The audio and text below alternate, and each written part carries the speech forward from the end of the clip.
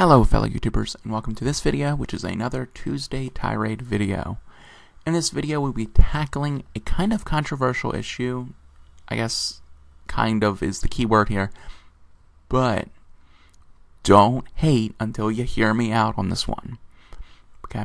I was watching a video the other day, and the people on the video were claiming that CM Punk and Daniel Bryan were pushed down by the WWE in their run.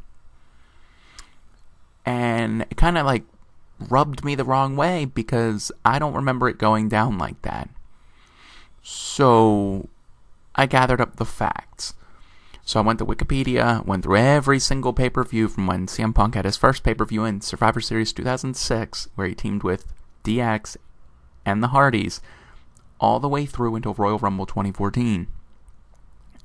I listed if he was off, if he won, if I thought it was a good thing or a bad thing or a thing, which typically meant it helped progress a storyline to where you can't really be mad about it. Like, for example, losing to Taker at WrestleMania. Well, you can't really expect him to win, can you? So anyway, let's jump right in with my facts. He appeared at a total, when he started to when he left, he was at 98 pay-per-views. He had 16 of them off, which means he wrestled at 82 of them. The interesting thing is, post-Pipe Bomb, he only missed 2 pay-per-views out of the 31 afterwards. Exactly. He was a star. They needed him on the pay-per-view to make money. They realized this. On pay-per-view, he won 35 matches, which doesn't seem like a lot. And yeah, I will admit, before the Pipe Bomb, he lost more pay-per-view matches than he won. But keep in mind, wrestling doesn't only have one-on-one matches. It's not like baseball where you're either going to win or you're going to lose. In wrestling, you have one-on-one matches, you have triple threat, you have fatal four-ways, you have 5-man battle royales, you have 6-man battle royales. Also, keep in mind, I'm not counting Royal Rumbles for this statistic. So really, he should be losing more than he wins. But after the Pipe Bomb, his winning percentage on pay-per-view went up to 66%. Which means for every 2 matches he was winning at pay-per-view, he was losing 1. Really, let that sink in. He had 2 no decisions on pay-per-view in his entire career. Yeah, they liked him.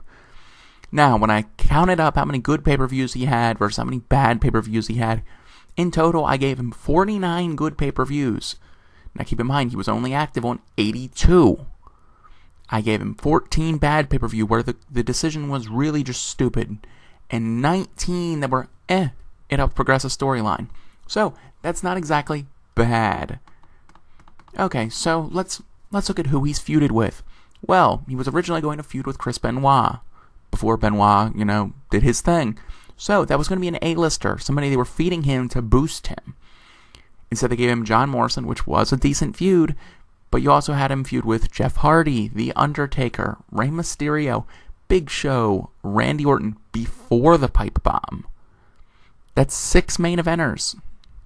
6 people that in theory would be going into the WWE Hall of Fame. Now post Pipe Bomb, he had a long feud with John Cena, one with Triple H, one with Chris Jericho, and then another one with Chris Jericho, and one with Taker and Rock and Brock Lesnar. Come on. Like, are you really trying to argue with me that he was getting pushed down when they gave him this many A-listers to feud with? And how many of them did he actually kind of go over? A lot. Anyway, so let's look at the Royal Rumble times he competed in. In 2007, he spent 27 minutes and 16 seconds in the Rumble. 2008, 23 minutes and 50 seconds. I'm not going to keep reading them off, but aside from 2010, none of his Rumble times were under 22 minutes and 29 seconds. 2010 was just kind of a blip, an outlier, definitely. But when you do the average up, he spent an average of 26 minutes and 20 seconds in each Rumble he appeared in. To put into perspective, the only people who average higher than that are Triple H, Shawn Michaels, Rey Mysterio, and Vince McMahon, who only competed in 1, I believe.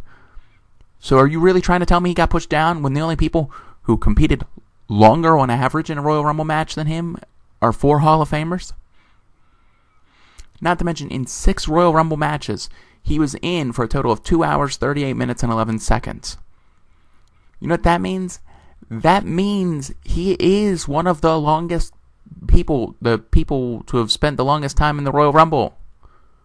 There are only like 5 guys who've competed for over 3 hours in the Royal Rumble. And he was 22 minutes away, which on his average means if he would have stayed for another Royal Rumble, he would have been in that club. He has the 14th longest Royal Rumble time in one Royal Rumble. The 7th most eliminations in one Rumble with 7. You know what? He was part of 3 factions. The ECW Originals, the New Nexus, and the Straight Edge Society. Not off the top of my head, I typed it out. But do you want to know who else had 3 factions they were part of? Randy Orton, Triple H. Can you guys come up with anybody else? Probably not. 3 factions. Not to mention, he was kind of a leader in the ECW Originals. He was the leader in the New Nexus. And he was the leader in the Straight Edge Society. And I don't care if you say he didn't main event pay-per-views. Because he did. He didn't main event enough. I'm not going to argue that. But he main evented like 3 pay-per-views with Jeff Hardy, 1 with The Undertaker back before the pipe bomb, and then after that he main evented like 5-6 more. So out of the like 100 the 82 pay-per-views he competed on, about 1 in 8 he was main eventing. Not counting 6-man battle royales and the Royal Rumble. That's not bad. That's not bad. Not to mention he was a 5-time world champion, an ECW champ, an IC champ, tag champ, and I think it was like the 17th or 19th Triple Crown winner. I mean, really? This is a guy they didn't like? You could have fooled me. You really could have. Because, I'm sorry, how many guys have been 5-time world champs? Aside from, your John Cena's, Triple H, Ric Flair's, Edge's, and Randy Orton's, I mean, after that, it drops off dramatically, doesn't it? Then you get to the point where it's like, okay, well, I think Hulk Hogan, what did he have, 4? 4? I'm really thinking that's right here. I mean, they gave him a 434-day title reign. How was he pushed down? Because he wasn't main eventing pay-per-views? Because he wasn't being given TV time? Except he was.